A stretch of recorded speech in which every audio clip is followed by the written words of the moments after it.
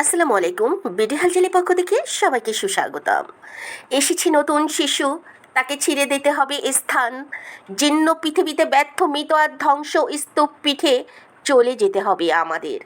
চলে যাব তবু আর যতক্ষণ দেহে আছে প্রাণ, প্রাণপণে পৃথিবীর সবার জঞ্জাল। এ বিশ্বকে শিশুর বাসযোগ্য করে যাব আমি, নবজাতকের কাছে এ আমার দৃঢ় অঙ্গীকার। প্রিয় ভিউয়ার্স, নতুন প্রজন্মকে আমরা একটা সুন্দর পৃথিবী গড়ে দিতে চাই, যেখানে থাকবে না হিংসা বিদ্বেষ, যেখানে থাকবে না নোংরামি, যেখানে যেখানে দল মত জাতি ধর্ম নির্বিশেষে সবাই মানবতা মানবতা নিয়ে বাঁচবে। হ্যাঁ বন্ধুরা, বিডি হালচারের লক্ষ্য একটা সুন্দর বাংলাদেশ গড়ার। সুন্দর বাংলাদেশের মাধ্যমে আমরা প্রকাশিত হতে চাই সারা বিশ্বের কাছে। প্রিয় ভিউয়ার্স, চলুন যাওয়া যাক মূল ভিডিওতে। আমরা দেখলাম মিম গতদিন সিজারের আগে সে তার প্রিয় বোন মায়ের সমতুল্য তিশাকে নিয়ে ভিডিও করতে বসেছিল। সিজারে যাবে, হয়তোবা ভিউয়ার্সদের উদ্দেশ্যে সে কিছু কথা বলতে এসছে, তার মনের কথা, সেই সাথে সবার কাছে দোয়া প্রার্থনাও করতে এসছে, যতটা তার কথায় মনে হলো এবং সে যা বলল। কিন্তু দোয়া প্রার্থনা করতে চেয়ে সে এবং তিশা যেভাবে তার মিমের শ্বশুরবাড়ির লোকজনকে তুলোধনা করলো, মিমের শ্বশুরবাড়ির লোকজনকে মিম যেভাবে অপমান অপদস্থ করলো, এটা আসলে আমার মাথায় আসছে না। সিজারে যাওয়ার আগে একটা মহিলা কী করে এতটা মনের মধ্যে রাগ জেদ অভিমান নিয়ে ও এই সিজারে ঢুকতে পারে। এই মহিলা কতটা খারাপ হলে সে তার মা সমতুল্য শাশুড়িকে বলতে পারে যে তাকে কখনো ক্ষমা করব না, আমি কখনো বউ হতে পারবো না তাদের কাছে, তারা আমাকে যেভাবে চাইছে আমি সেভাবে তাদের কাছে যেতে পারবো না, আমি মাপ চাইতে পারবো না, মাপ চাওয়ার অনেক ঊর্ধ্বে আমি চলে গিয়েছি, আমি একজনের মা, আর দরকার হলে আমার কাছে মাপ চেয়ে তাদেরকে আসতে হবে। সেই সাথে নাটের গুরু, তাদের মূল চাবিকাঠি নাড়াচাড়াকারী শয়তানি মহিলা তিশা সায় দিচ্ছিল এবং বাতাস দিচ্ছিল। খুব অবাক লাগে যে এই তিশা যেখানে তার ছোট বোনকে বলবে তুই এখন অসুস্থ, তুই কিছুক্ষণের মধ্যে অপারেশন থিয়েটারে ঢুকবি, ডেলিভারি হবে, বাচ্চা প্রসূতি ডেলিভারি হওয়ার সময় অনেক রকম অ্যাক্সিডেন্ট ঘটে, তুই এখন এসব কথা বাদ দিয়ে সবার কাছে দোয়া প্রার্থনা কর যেন বাচ্চা সহ তুই পিঠে আবার ভালোভাবে আমাদের মাঝে ফেরত আসতে পারিস, সবার কাছে দোয়া প্রার্থনা করো। কিন্তু সে কী করছে? সে বোনকে উস্কানি দিচ্ছে। সে তার ইতিহাসের পাতা, তার ক্ষোভের জায়গা, এতদিন যে ক্ষোভ রাগ সে চেপে রেখেছিল তার চাচির উপর, সেটা সুযোগ বুঝে সে ঝেড়ে দিয়েছে। সে একটা পয়েন্ট ধরেছে যেটা নিয়ে তার রাগ। সে তার চাচিকে ফোন দিয়েছিল, চাচি ফোন ধরা অবস্থায় পাশ থেকে চাচিকে কে যেন জিজ্ঞাসা করেছে যে কার সঙ্গে কথা বলছে, তখন সে বলেছে যে জিয়েরই। নতুন সম্পর্ককে প্রাধান্য দেওয়া, নতুন সম্পর্ক মেনে নেওয়া, নতুন সম্পর্কতে স্বাগত জানানো, এটা তো তিশাদের আরও খুশি হওয়া উচিত যে আমার বোনকে বউ হিসাবে মেনে নিয়েছে বেধায় আমরা আজ আমার চাচি আমাকে ঝিওরি বলছে। পুরানো সম্পর্ক সেটা হোক সে ভাসুরের মেয়ে কিংবা দেবরের মেয়ে, এটা বলার চাইতে যখন ঝিয়েরি বলেছে, আমার তো মনে হয় এটা মিমকে সম্মানিত করেছে, মিমকে সে মেনে নিয়েছে, এটা সে বুঝিয়ে দিয়েছে তার বইয়ের বড় বোন। তো এখানে রাগ করার কিংবা এটা নিয়ে এত কথা শোনানোর তেষার কী হলো? সে বললো যে এরপর থেকে আমার চাচিকে আমি ঘেন্না করি, চাচির সঙ্গে রাগে দুঃখে কথা বলি না, যদিও দেখা হয়েছে কিন্তু মনে ওই রাগটা চেপে নিয়েছি। বুঝলাম না এটা রাগ করার কি? তোমাদের বউ, ভোলার বউ, তোমার প্রিয় ভাইয়ের বউ, সে তো সবসময় ক্যাপশনে লেখে যে আমার ছোট ননদের ভাসুর এসেছে, ছোট ননদের দেবর এসছে, ছোট ননদের শাউরি নন্দাই ননদ এসছে, এগুলো যখন লেখে তখন কি আরাম লাগে? আর বাবুর বাড়ি কেউ বললে তখন তোমাদের কাছে হারাম হারাম মনে হয়, ব্যারাম মনে হয়? এটা কী ধরনের কথা? তারপর হলো এই যে মিম যে ধরনের যুক্তি দিয়ে কথা বলল, কোনো যুক্তিটাই অ্যালাউ করার কিংবা সাপোর্ট দেওয়ার নয়। একজন শাশুড়ি তার আকাঙ্ক্ষা থাকতেই পারে, সে তার ছেলের একটা বিয়ে হয়েছে, এটা ঠিক, বাবুর একটা বিয়ে হয়েছে, তাই বলে তার মানে কোনো মতামত কোনো ইচ্ছা থাকতে পারে না? সে তার বউকে তার কাছে রাখবে, যেহেতু তার বড় ছেলে অসুস্থ, সে চাইবে তার ছোট ছেলে সংসারের দায়ভার অনেকখানি নেক এবং ছোট বউও তার সংসারে আসুক, একসঙ্গে থাকুক, দুই ছেলেকে সে একসঙ্গে দেখতে চায়। কিন্তু মিম মিম কিছুতেই বউ হতে চায় না, সে মেয়ে হয়ে থাকতে চায়। তাহলে বিয়ে করেছো কেন? চাচাতো ভাই হিসাবেই রাখতে, আর চাচাতো ভাইয়ের সঙ্গে ওই যে কলেমা আর রেজিস্ট্রি না করে চুপি চুপি ডান্ডি পিটাতে, তোমার নিজ ঘরে ভাড়াটিয়া নিয়ে আসতে, মানুষকে তখন কি জবাব দিতে? শুধুমাত্র ওই নিচতলার ভাড়া দেওয়ার জন্য, নিচতলার ভাড়াটিয়া ওঠানোর জন্য তোমার ওই বউ সাজতে হয়েছে। বাট তুমি মন থেকে কখনো কারোর বউ হতে পারবে না। যতটুকু হয়েছো ততটুকু সানির বউ হয়েছো, সানির বউ হয়েই তুমি আজীবন থাকতে চাও, এটাই তুমি বোঝাতে চেয়েছো। আর এই কথাটা শারমিন নাকি অনলাইনে, শারমিনকে তুমি আগেই বলেছো, পরবর্তীতে তুমি যখন খোঁচাখুচি লাগিয়ে দিলে তখন শারমিন, যেহেতু তোমার বান্ধবী ছিল, অনেক মনের কথা বলেছো যে আমি সানিকে বলতে পারবো না, সানিকে ভালোবাসি, সানিকে আজীবন সানির বউ হয়ে থাকতে চাই, এমনি আমি ডান্ডি পিটাস করতে চাই, ইস্টুগুলো ফাটার গান খেলতে চাই, যে ফাটার গানে মোটামুটি গুলি ফুটবে, কিন্তু গুলি ফুটলে যদি গুলি থেকে কোনো আওয়াজ বের হয় তখন না হয় দেখা যাবে, কিন্তু আমি মন থেকে কারো বউ হতে পারবো না। এরকম কিছু একটা তুমি তোমার বান্ধবী, তোমার চাচাতো বোন, যা ভেবেই হোক, তুমি হয়তো বা শারমিনকে বলেছো, কিংবা শারমিনের সঙ্গে তোমার কোনো সমকামী, তোমার যেরকম ভাব, শারমিনের উপর তোমার যে রাগ জেদ, তোমার যে অভিমান ফেটে পড়ছে, তুমি কখনো ক্ষমা করবে না। তোমার সবচাইতে ঘেন্নাজনক জায়গা, সবচাইতে খারাপ জায়গা, যাকে দেখলে তুমি ভয়ে দূর দূর করো, যাদেরকে দেখলে তোমার ভয় লাগে, বাবুর বাড়ির লোকজনকে দেখলে তুমি ডরাও, অর্থাৎ ভয় করে তোমার, সেই সব সব কিছু পিছনে নিশ্চয়ই কোনো আরও জোরালো কারণ আছে, যে জোরালো কারণ তুমি অনলাইনে বলনি, আর শারমিন তো বলবেই না, কারণ শারমিনের মধ্যে বিবেক আছে। শারমিন জানে কতটুকু এসে তার থেমে যেতে হবে, শারমিন বোঝে কতটুকু তার বলা উচিত, কোন জায়গায় তার ফুল স্টপ দেওয়া উচিত। এই জিনিসটা কিন্তু শারমিন খুব বোঝে, যেটা তোমরা বোঝো না, যার জন্য তোমরা হুটহাট কথা বলে বসো। আর শারমিন, তোমরা মারো জয়েন্টে জয়েন্টে, শারমিন মারে পয়েন্টে পয়েন্টে, আর শারমিনের এই পয়েন্টে পয়েন্টে মেরেই ফুল স্টপ টেনে যায়, আর তোমরা সেই জেদ ধরে জয়েন্টে জয়েন্টে কথা ব্যথা নিয়ে ঘুরতে থাকো। তোমাদের এই জয়েন্টে জয়েন্টে ব্যথা একমাত্র শারমিনই দিতে জানে। শারমিন জয়েন্টে জয়েন্টে ব্যথা বানিয়ে তোমাদেরকে ছেড়ে দেয়, তোমরা সেই ব্যথা আজীবন যতদিন থাকবে রোগে ভুগবে। তো বন্ধুরা, সেরকমই ঘটনা ঘটেছে। শারমিন নাকি তাকে, এই যে সে কখনো কারোর বউ হতে পারবে না, কারোকে বউ হিসাবে কোনো ঘরে যে সংসার করতে পারবে না, কাউকে সম্মান করতে পারবে না, এটা শারমিন অনলাইনে বলে দিয়েছে। এই জন্যই নাকি শারমিনের উপর মিমের অনেক রাগ। তো তোমার এই যে তোমার যে হাজবেন্ড ক্যাবলা কান্ত কাল্লা, ওই যে হাজবেন্ড, সেই শিম্পাঞ্জি, তোমার মানে হাজবেন্ড বাবু শিম্পাঞ্জি, সে তো সব কিছু জেনেই তোমাকে বিয়ে করেছে। তুমি বলেছো তোমার রূপ নেই, তেমন টাকা পয়সাও নেই, বাবু তোমাকে ভালোবেসে তোমার ব্যক্তিত্বকে সেলুট করে বাবু তোমাকে বিয়ে করেছে। ব্যক্তিত্ব? তোমাদের আবার ব্যক্তিত্ব আছে? বাবু ব্যক্তিত্বকে যিনি চেনে, চিনলে কি আর তোমার মতো মেয়েকে বিয়ে করে?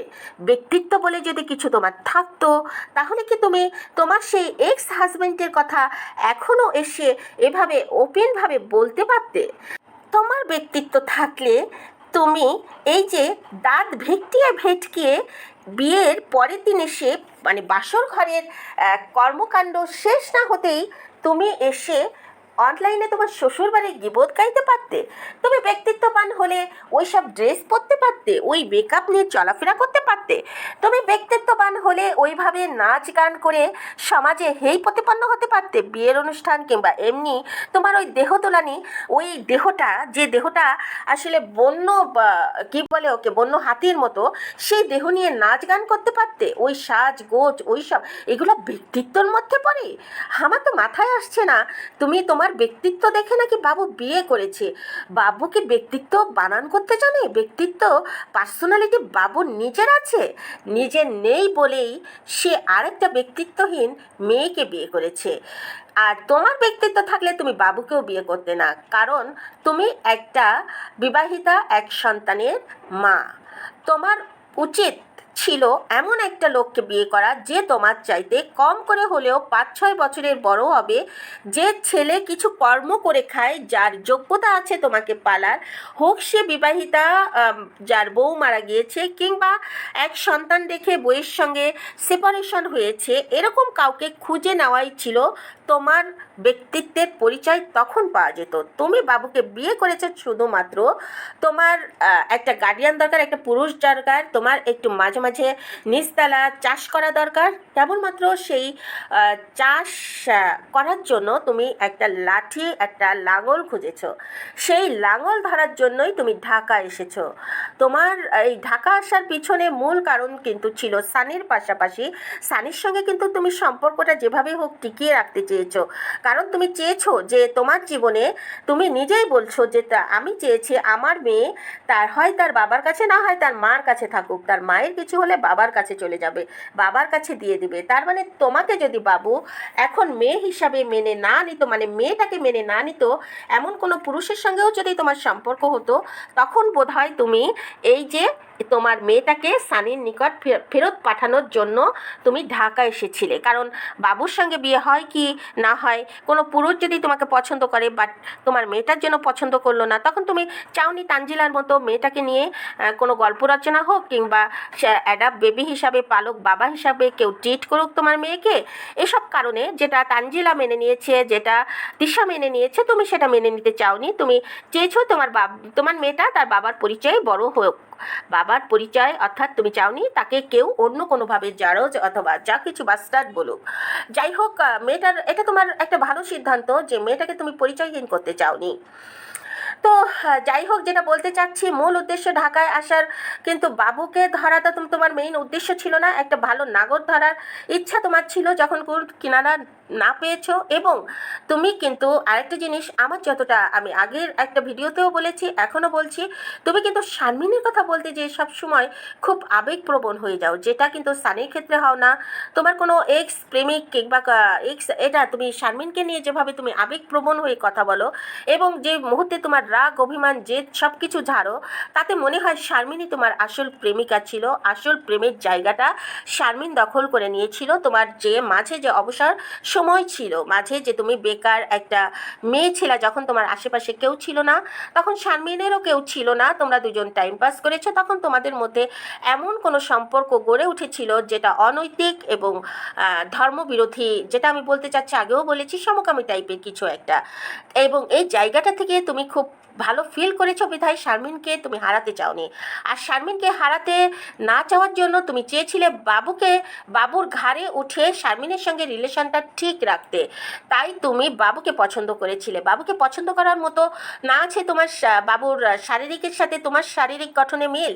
বাবু একটা বেকার ছেলে, দেখতে আহামরি কিছু। বাবুর মতো একটাই গুণ, সে ভালো কণ্ঠ দিয়ে গান গায়, কণ্ঠ ভালো, গান গাইতে পারে ভালো। কিন্তু এটা কোনো ব্যাপার না। কিন্তু এটা দেখে কোনো মেয়ে পছন্দও করবে না। বিশেষ করে যেসব মেয়ে, তুমি তো একটা বয়সে একটা ধাক্কা খেয়ে একটা জায়গায়, ম্যাচিউরড একটা জায়গায় পৌঁছিয়েছো, এই জায়গায় এসে বাবুকে পছন্দ করার, হ্যাঁ স্কুল একটা 15-16 বছরের কিশোরী তারা বাবুকে পছন্দ করতে পারে, কিন্তু তোমার মতো মেয়ে বাবু পছন্দ করলেও তুমি সায় দিয়েছো, কলমা পড়েছো, নাচ গান করে বিয়ে করেছো। এখন তুমি বলছো বাবুর কিছু হলে সে বাবুকে তোলধনা করো। এটা আসলে তুমি করো, ওই যে তোমার প্রেমিকা শারমিন তোমার কাছ থেকে দূরে সরে গিয়েছে, এই জায়গাটার আঘাত তুমি কিছুতেই মেনে নিতে পারছো না। তুমি এও বলেছো শারমিন তোমার বাড়ি পর্যন্ত এসছে, সেখানেও তুমি শারমিনের সঙ্গে কথা বলোনি, শারমিনও তোমার সঙ্গে কথা বলেনি। শারমিন আসলে খুব চালাক মেয়ে, কখনো তোমার উপর তুমি যদি আত্মপ্রকাশ না করতে এই কথাগুলো, শারমিন কখনোই অনলাইনে বলতো না। যা থাকতো ওর মনে মনে ছিল, মনে মনে আছে। কিন্তু তুমি ফুটফাট করে সবসময় বলে দাও শারমিন আর তোমার মধ্যে গোপন একটা সম্পর্ক ছিল, সেই সম্পর্কের কথা। তো পরিশেষে আমি একথাই বলতে চাই যে মিম এবং তিশা এসে যে কথাগুলো বললো যে তারা আর ক্ষমা চাইবে না, কারণ আগের ঘরে ক্ষমা প্রার্থনা যা চাওয়ার চেয়েছে কিন্তু সংসার করতে পারেনি, তাই পুনরায় আর কোনো সম্পর্কে তারা মাপ চাইবে না। বিশেষ করে এই যে মিম বলেছে যে আমি মাপ চাইতে পারবো না, আমার মাপ চাওয়ার জায়গাটা মরে গিয়েছে, আমার ইচ্ছা মরে গিয়েছে, মাপ চেয়ে আমি সংসার করব না। যদি কারোর মাপ চাইতে হয় আমার কাছে এসে মাপ চাইবে, অর্থাৎ শাশুড়ি আর এপাশে ননদ দুজনকেই বলেছে তারা এসে মিমের কাছে মাপ চাইবে, তবে মিম কি করবে, ক্ষমা করবে। আর এই সব কথাগুলা খুব সুন্দরভাবে হজম করছে ওই যে পার্সোনালিটিহীন, ব্যক্তিত্বহীন কাইল্লা বাবু, শিম্পাঞ্জি বাবু, দাঁত বের করে ভিডিও করছে। সে আবার এই কথাগুলা শুনছে, সে থামিয়ে দিচ্ছে না কিংবা ভিডিও অফ করে বলছে না যে তোমরা এগুলা কি বলছো, আমার মা কেন তোমার কাছে মাপ চাইবে। সে মুরব্বী, সে মা সমতুল্য। শারমিনকে বললো যে শারমিন নাকি তার মাকে অপমান করেছে, তার মা নাকি কান্না করেছে। শারমিনের অপমান তোমার মায়ের গায়ে লেগেছে, আর বাবুর মায়ের অপমান অপমান বুঝি বাবু শারমিনের মার গায়ে লাগেনি? সে বাবুর মা শারমিনের মা কি আলাদা? বাবু বলতে পারেনি যে কথা, শারমিন সেই কথা বলে দিয়েছে। শারমিনেরও কিন্তু তার মাকে যেভাবে কথাগুলা বলেছো, টাকার জন্য ওরা সব করতে পারে, ওদেরকে দেখলে আমার ভয় করে, তো এই কথাগুলা কে মেনে নেয়? এই কথাগুলা মেনে নেওয়ার মতো? এই কথাগুলো, হ্যাঁ, ওই কুলাঙ্গার বেয়াদব শিম্পাঞ্জি ব্রেনলেস কাণ্ডজ্ঞানহীন বাবুই মেনে নিতে পারে। বাবু আসলে একটা ব্রেনলেস না হলে বাবু কিছুতেই ওই মেয়েকে পছন্দ করতো না। ওই মেয়ের লাথি ঝাঁটা উস্টা, ওই পরিবারের চামচামিগিরি সব কিছু করে, বাবুর অপমান অপদস্থ সব সহ্য করেই নাকি সংসার করছে মিমের। আর মিম আবার এই কথাগুলা খুব গর্ব সহকারে বলেছে গতকাল, আর এগুলা বলেই সে সিজারে ঢুকে গেল। সিজার রুমে ঢোকার আগ মুহূর্তে আসলে বলবে না কেন, বাবু তো মানে মিম তো জানে তার চাচা চাচির ছেলে মেয়েগুলা কেমন। তা না হলে এই যে অপমান অপদস্থ এত কিছু হলো, কিন্তু সেই বেলাল শুধুমাত্র কন্টেন্ট তৈরি করার জন্য মিমের জন্য কান্নাকাটি করলো, ছোট ভাইয়ের বাচ্চা হবে এই মুহূর্তে যেতে পারছে না কেন, সে মহৎ সাজার ভান করলো, অভিনয় করলো। আসলে ওটা তো একটা বাটপাট চিটার ঠকবাজ। ওটাকে চর মারলে মানে চর মারবেন আজকে, দুদিন পর সে চরের কথা ভুলে গিয়ে আবার সে অন্য আরেকটা প্ল্যান করবে, অন্য পথে সে চেষ্টা করবে কিছু একটা গ্যাঞ্জাম করার, কোনো একটা খারাপ কাজ করার। ওর মাথায় কখনো ভালো বুদ্ধি আসে না। ওর মাকে দিয়ে জিনের ব্যবসা করালো, সেটা ধমক খেয়ে বন্ধ হলো। ওর মাকে দিয়ে ওর বউকে দিয়ে ঝগড়া বাঁধাইয়ে কি একটা মানে জগা খিচুড়ি তাল করলো। সামান্য মিষ্টি 300-400 টাকা কেজি, সেই মিষ্টি শ্বশুরবাড়ি নিয়ে বউয়ের সঙ্গে ঝগড়া বাঁধিয়ে কি একটা কাণ্ড করলো। এপাশে ইলিশ মাছ কিনে খেতে পাচ্ছে 1000-1200 টাকা দিয়ে, আর বউয়ের বাড়ি 3-4 কেজি মিষ্টি মানে 400-500 টাকার মিষ্টি নিয়ে যেতে সে পাচ্ছে না। এই হলো এদের কাণ্ড। খুব এরা যে নাটকবাজ, বিশেষ করে বেলাল যে একটা বাজে লোক, বেলালের প্রতিটা ভিডিও যে ভুয়ামি, এই যে পদ্মাপাড়ের ভাঙন নিয়ে যে চিৎকার, কই তিশাদের পরিবারে কেউ তো চিৎকার করছে না, কারণ তিশারা এখন কিছুটা হলেও বোঝে যে তাদেরকে দর্শকরা ধোলাই করবে। কিছুটা হলেও ওরা বোঝে যে এই পদ্মাপাড়ের এই ভাঙন নিয়ে ওদের বাড়ি থেকে বেশ দূরে, এই ভাঙন নিয়ে ভিডিও করার কিছু নেই। শুধু হেতিয়ে মরছে কে? ওই যে সাদিয়া, যে তালকে তিল করে, হেদিয়ে মরছে ওই মাসুদ, হেদিয়ে মরছে সাদিয়ার ভাই, এরা ভিডিও করছে। আর সাথে দেখলাম কে অ্যাড হয়েছে ওই পদ্মাপাড়ের একটু জমি কিনে বেলাল আর বেলালের মার, সে কি অভিনয়, কান্না কাটি। বেলাল তো বুক ফেটে মরে যাচ্ছে পদ্মাচরের, অথচ ওদের জমি থেকে অনেক অনেক অনেক দূরে সেই জমি। ভাঙন ইনশাল্লাহ পর্যন্ত যাবে না, অলরেডি ভাঙন বন্ধ করার চেষ্টা করা হচ্ছে সরকারি উদ্যোগে, যতটা সম্ভব যতটা দ্রুত সম্ভব চেষ্টা করা হচ্ছে, ইনশাল্লাহ থেমে যাবে ভাঙন রোধ। তো যাই হোক, দেশ পরিবর্তন হওয়ার কারণে কিছুটা উন্নয়নের ব্যাঘাত ঘটছে, সেটা ঠিক হয়ে যাবে আস্তে আস্তে, আশা রাখি। সব কিছুই, পৃথিবীর কোনো কিছুই থেমে থাকে না, পদ্মাপাড়ের ভাঙন রোধও থেমে থাকবে না, এটাও রোধ করার আপ্রাণ চেষ্টা করা হবে, বাকিটা আল্লাহর ইচ্ছা। তো যাই হোক, কাছাকাছি হলেও কথা ছিল, কোথায় জমি আর কোথায় ভাঙন, মানে এতটা বেয়াদব এই বেলালকে আসলে বলার কিছু নেই। ওর একটা অসুখ আছে, এই অসুখের জন্য ও কিন্তু অনেক কিছু থেকে মাপ পেয়ে যাচ্ছে, ভিউয়ার্সদের কাছ থেকে, সেই সাথে অনেকের কাছ থেকে। আসলে মিথ্যাচারিতা ছাড়া, নোংরামি করা ছাড়া আর চামচামি করা ছাড়া আর কোনো উপায় নেই। তাই তো চামচামি করতে এত কিছুর পরও ওর বেহায়া মাকে নিয়ে চলে আসছে। হ্যাঁ, ভালো লেগেছে, বেহায়া হলেও ওর মা সব কিছু ভুলে, সব কিছু পিছু ফেলে ওর মা ছুটে এসছে ছোট ছেলের বংশের, তার রক্তের, সেই যেই আসুক ছেলে বা মেয়ে, সেই নবজাতককে বুকে প্রথমে সে টেনে নিয়েছে। এটা দেখে ভালো লেগেছে। আর সত্য কথা বলতে কি জানেন, আল্লাহ উত্তম পরিকল্পনাকারী, যদিও কথাটা ইদানিং ওদের মুখ থেকে শুনতে শুনতে আমাদের আর বলতে ইচ্ছা করে না, কিন্তু আসল কথা সেটাই, আল্লাহ সত্যিই উত্তম পরিকল্পনাকারী। এই যে মিমের মা খুব কাছে থেকেও, খুব কাছ থেকে দৌড়ে আসতে গিয়ে সে অ্যাক্সিডেন্ট করে আজ ঘরে বসে আছে। সে পারল না তার মেয়ের বাচ্চাকে প্রথম মুখ দেখতে, আর কোথায় ঢাকা থেকে ছুটে চলে আসছে, কোথায় তার সঙ্গে সম্পর্কটা এতটা তিক্ত ছিল, লোকজন ভাবতেও পারেনি যে বাবুর মা ঢাকা থেকে এসে বাবুর সন্তানকে প্রথমে সেই কোলে নিবে, সেই কপালে চুমু দিবে, সেই তার বাচ্চার মানে তার বংশধরকে সে বুকে টেনে নিয়ে প্যাম্পার্স করতে পারবে। এই ব্যাপারটা কিন্তু কেউ ভাবতে পারেনি, কিন্তু ভেবে রেখেছেন আল্লাহ। তিনি ঠিকই যেভাবেই হোক পৌঁছে দিয়েছেন ওখানে সময় মতো বাবুর মাকে। আর এই জন্যই আমরা বলে থাকি আল্লাহ উত্তম পরিকল্পনাকারী।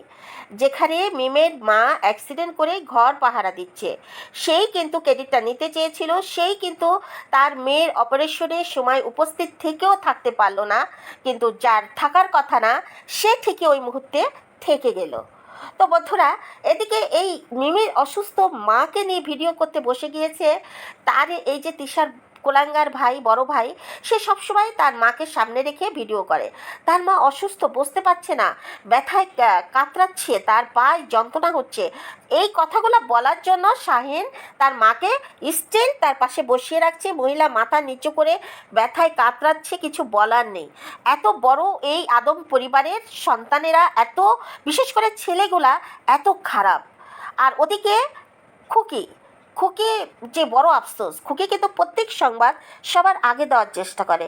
সেই খুকি নাকি সংবাদ পেয়েছে অনেক রাতে, যখন তারা সিজার করতে চলে গিয়েছে, যখন অ্যাক্সিডেন্ট করা তার শাশুড়ির হয়ে গিয়েছে। ওই যে বাপের বাড়ি গিয়েছিল, বাপের বাড়ি থেকে ফিরতে তার সকাল হয়ে গিয়েছে। সে ভেবেছে এখন তো সবাই সংবাদ জানেই, ভিডিও আর কী দিব। সে রাতের খাবার জোগাড় করছে, সে এখন ছোটো ননদের ওখানে খাবার নিয়ে চলে যাবে। আর খুকির ভিডিও ভাই কি বলবো, কোনো আগা মাথা কিছুই নাই। ইদানিং দেখছি সাবিনার ভিডিওতে সেই একই অবস্থা। সাবিনা কোথা থেকে শুরু করলো, কোথা থেকে শেষ করলো, কোথায় মাঝ থেকে কি হলো, কিছুই বোঝা যাচ্ছে না। সাবিনার ভিডিওর কোয়ালিটিগুলো এত নিম্নমানের হচ্ছে, সত্যি ভাবা যায় না। আর ওদিকে বাপ্পি, পেটিকোট বাপ্পি, সে তো কি বলবো, তার তো বোধ হয় দেখলাম মায়ের কবর জিয়ারত করতে গিয়েছে, সেখানে যে সে আবার একটু কান্না করে দিল। জানি না সে কান্নাটা রিয়েল কিনা, নাকি এই যে তার বউ চলে গিয়েছে, মিমের বাচ্চা হবে যার জন্য সে কান্নাকাটি করছে, না মায়ের জন্য কান্নাকাটি করছে। তার তো আসলে এদের অভিনয়টা করতে করতে দেখতে দেখতে এখন আসলটাও হারিয়ে গিয়েছে। আর পারুল খালা, তার ওপর দায়িত্ব দিয়ে গিয়েছে তিশা সংসারের। তো পারুল খালা খুব সুন্দরভাবে সংসারের দায়িত্ব পরিচালনা করার চেষ্টা চলছে কিংবা করছে। তো বন্ধুরা, যাই হোক, আমরা দেখলাম যে মিম বা তার ঘর থেকে বের হওয়ার সময় তার মাকে জড়িয়ে ধরে অনেক কান্নাকাটি করলো। কান্নাকাটিটা আসলে আমার মনে হচ্ছে কান্নার মধ্যে রিয়েলিটি ছিল। তার একমাত্র কারণ হলো ওই যে তাবিয়া, তাবিয়া আসলেই কিন্তু মিম ছাড়া কেউ নেই। তাই সে তার মাকে জড়িয়ে ধরে বলছিল যে তাবিয়াকে একটু দেখো, তাবিয়াকে, আমি আমার কিছু হলে তাবিয়ার কী হবে, ইত্যাদি ইত্যাদি কথা বলে মাকে জড়িয়ে ধরে শেষ সময় কাঁদছিল। যেটা আসলে আমার মনে হয়েছে যে একটা মেয়ে ওই মুহূর্তে, যেটা যে ওই মুহূর্তে যদিও ভিডিও ধারণ করার জন্য সবাই ব্যস্ত ছিল, কিন্তু আপনি যদি ওই মুহূর্তটা দেখেন আপনার মধ্যে একটা মোচড় দিয়ে উঠবে যে মিমের এই জিনিসটা অন্তত রিয়েলিটি অনুভব করতে পারছে যে আমি একটা ছোট্ট মেয়ে রেখে যাচ্ছে, আমি যদি না ফিরতে পারি ওই জায়গা থেকে, তাহলে এই মেয়েটার ভবিষ্যৎ কী হবে। সে ভালো করেই জানে বাবু কখনোই, আমি যতক্ষণ আছি ততক্ষণ দেখানো ভালোবাসা দেখিয়ে দেখিয়ে বাবু ভালোবাসছে তাবিয়াকে, কিন্তু আমি না থাকলে তাবিয়ার কোনো মূল্য বাবুর কাছে থাকবে না। আর তখন এই মেয়েটা এপাশ ওপাশ ঠেলা খেয়ে বড় হবে, সবার কাছে চত্থাপ্পড় খেতে খেতে বড় হবে। এমনিতেই মেয়েটার চরিত্র কথায় কথায় রাগ অভিমান হয়, আর এই রাগ অভিমান, এই ব্যাপারটা আসলে ওদের সবার ইগনোর করা উচিত। এটাকে প্রশ্রয় ওরা বড্ড বেশি দিচ্ছে। এতে দিনকে দিন মেয়েটার মধ্যে আরও বেশি জেদ, আরও বেশি রাগ, আরও বেশি বেয়াদবি একটা ভাব হয়ে উঠছে। এই জিনিসটা ওরা যতটা হাসি খেলার মাধ্যমে দেখতে পাচ্ছে, কিন্তু এটার ভবিষ্যৎ খুবই খারাপ। ছোট তাই সবাই হাসছে, দেখতে ভালো লাগছে, অভিমান ভাঙাচ্ছে, কিন্তু এই ব্যাপারগুলাই একসময় ওই মেয়েটার চরিত্রের মধ্যে গেঁথে যাবে। এটা নিয়েই সে বড় হবে, পরবর্তীতে কারোর সঙ্গে মিশতে পারবে না, কাউকে পছন্দ করতে পারবে না, সমাজে একঘরে হয়ে এই মেয়েটা বড় হবে। তাই এই ব্যাপারগুলা এখনই ওদেরকে মানে ওই মেয়েটাকে বোঝানো উচিত, ওর ওই রাগ অভিমান জিতকে একেবারেই প্রাধান্য দেওয়া উচিত না, এটাকে গুরুত্ব দেওয়া উচিত না। এইভাবে এই মেয়েটাকে নষ্টের পথে ওরা নিয়ে যাচ্ছে। আসলে আমি বরাবরের মতো এই কথাই বলবো যে এদের জীবনযাত্রা, এদের চলাফেরা, এদের শিক্ষণীয় মানে ভিডিও দেখে শিক্ষা নেওয়ার মতো কিচ্ছু নাই, বরং আপনার শেখা জিনিসগুলা এদেরকে দেখলে আপনারা গুলিয়ে ফেলবেন। তাই আপনারা যতটা পারেন এদেরকে ইগনোর করুন,